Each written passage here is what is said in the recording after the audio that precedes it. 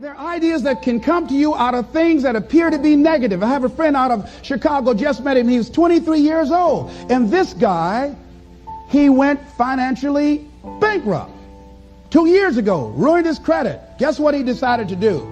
He found a blessing in it. He wanted to restore his credit.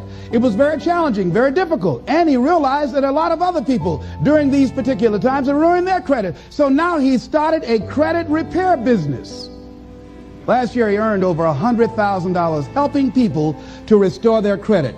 I met a young lady who attends this church, that she was at her father's funeral and she was putting flowers on her father's grave, and she looked around and saw the other grave sites. They did not look well groomed and they were not attended to on a regular basis. She started a grave site maintenance business. Out of that tragedy, something positive has come out of it. And now she's earning more money doing that than on her present job. What idea are you sitting on? Write your ideas down. And then, what idea are you sitting on? Write your ideas down. And then, once you get that idea, take the leap. Hello? Take the leap. See, a lot of people get the ideas and just walk around with them. Have you ever had an idea and all of a sudden you looked around and somebody had that idea and gone with it? Think you're going to be going with my hospital idea. Forget that, buddy. We will be out there together, Jack. Take the leap. See, it's out here in the universe. If you don't take the plunge, I guarantee you, somebody else will. Take the plunge. Go into action. And ladies and gentlemen, you will be surprised at how things will come together. You'll be surprised. Now, you're going to have some difficult challenges. I can tell you that now. Be aware of that. Things are not going to work out exactly right. For a time they will, sometimes. And that's when life is just playing a game with you. I want you to feel good and relax. And then after a while, say, okay, the honeymoon's over now. And then life will come over there and slap you side of the head. Say, what you doing out here? Well, this is my dream life. Is that right? Come over here a minute. Oh, you went to the seminar, huh? Come here. I can tell you that. But ladies and gentlemen, go into action with your dream. And don't avoid where the fights are. Get in the midst of the fight. And get some hickeys on your head. Get knocked down so you can learn how to fight, so you can hold your position. See, most people don't get out in the arena of life because they don't want to fight. Most people don't get out there because they don't want to get knocked down. They don't want to be dropped to their knees. But see, you're going to be dropped whether you're on the field or whether or not you're sitting on the sidelines. You're going to be dropped. So at least get dropped for something. Don't get knocked down while you're sitting down. See, that's how most people are spectators in life. You don't want to be a spectator. You want to get out in the field where the action is. And you will be amazed. After the struggle, there will be a calm period and things will begin to click for you. Come out here with what you got. You don't have enough money? Don't worry about it. You got the dream. You got the idea. You don't have enough resources? Don't worry about it.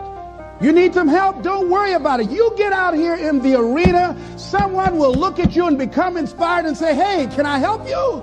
But if you're sitting up on the bleachers, nobody's going to ask you anything. You've got to get into the flow of action. You see, friends, what makes you comfortable can ruin you. And what makes you uncomfortable is the only way to grow.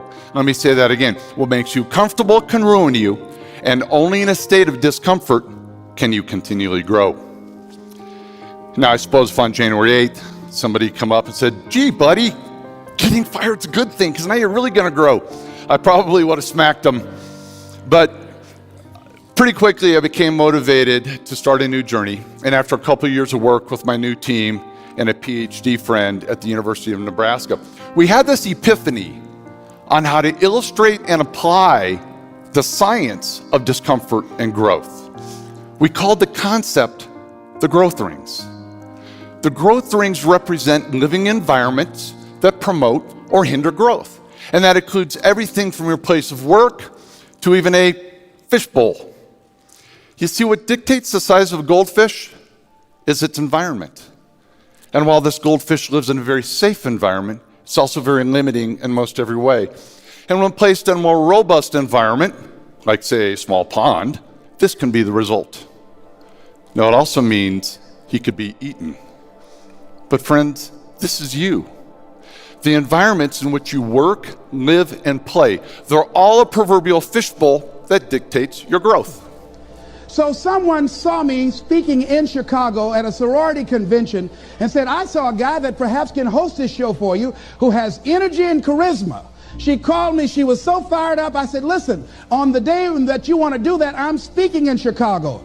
I can do it for you. And I said, by the way, I met somebody 2 weeks ago in Baltimore who has an idea of the same type of show, and she's doing it on radio. Why don't you call her?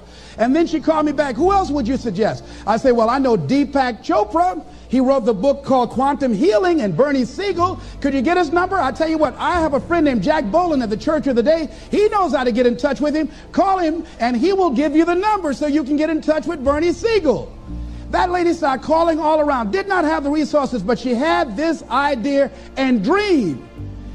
And she said the other night when she came before the audience that had gathered in the studio, she said, I feel like I've been pregnant for 10 years. And tonight you're going to witness a beautiful delivery. And it was. She said, I couldn't believe, Les, how things began to happen, how it all began to come together. When you want something out of life, you've got to be willing to go into action. Don't wait around for things to be just right. Don't wait for things to be perfect. Don't wait for the ideal situation. It will never be ideal. There will always be a reason. Well, as soon as the children grow up, or as soon as I pay my bills, or as soon as I get my divorce, as soon as I get enough money together, do what you can, where you are with what you have, and never be satisfied. A lot of people never take a chance in life. They don't want to take any chances. They want the situation to be ideal. See, that's not walking by faith. That's walking by sight.